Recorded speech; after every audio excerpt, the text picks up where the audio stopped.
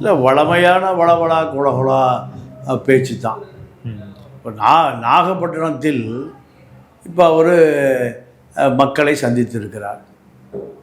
நாகப்பட்டினம் ஒரு மீனவர் அதிகமாக வாழுகிற பகுதி. ஈழத்தமிழர்கள் பிரச்சனை ஆரம்பிக்கப்பட்ட காலத்திலிருந்து பல மீனவர்கள் சுட்டு கொல்லப்பட்டிருக்கிறார்கள். வேதாரண்யம், கோடிக்கரை, அதாவது 13 மாவட்டங்கள் முழுக்க மீனவர்களுடைய வாழ்வாதாரம் வங்காள விரிகுடாவை நோக்கித்தான். ஆமாம். ராமேஸ்வரத்திலிருந்து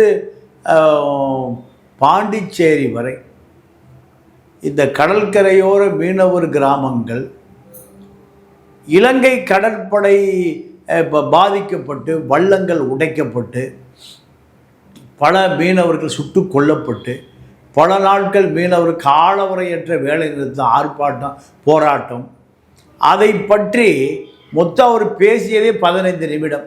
ஆனால் மீனவர் பிரச்சனையை ஒரு 30 வினாடிகள் கூட பேசலை.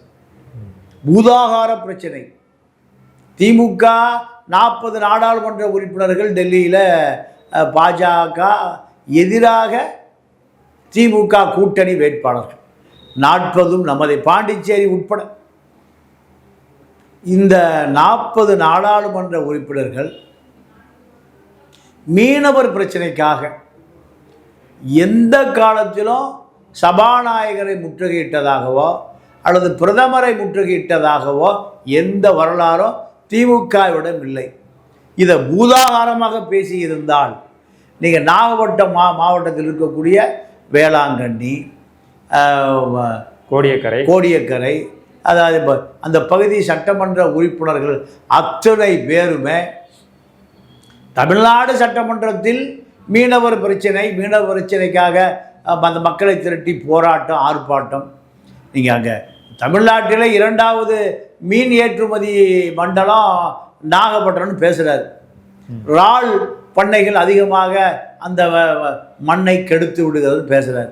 ஆனால் இதை யார் செய்தா? இத்தனை ஆண்டு காலம் இதற்காக திமுக என்ன செய்தது? இதுதாங்க மையப்படுத்தப்பட்ட பிரச்சனை. அதை பேசினாரா? பேசலை.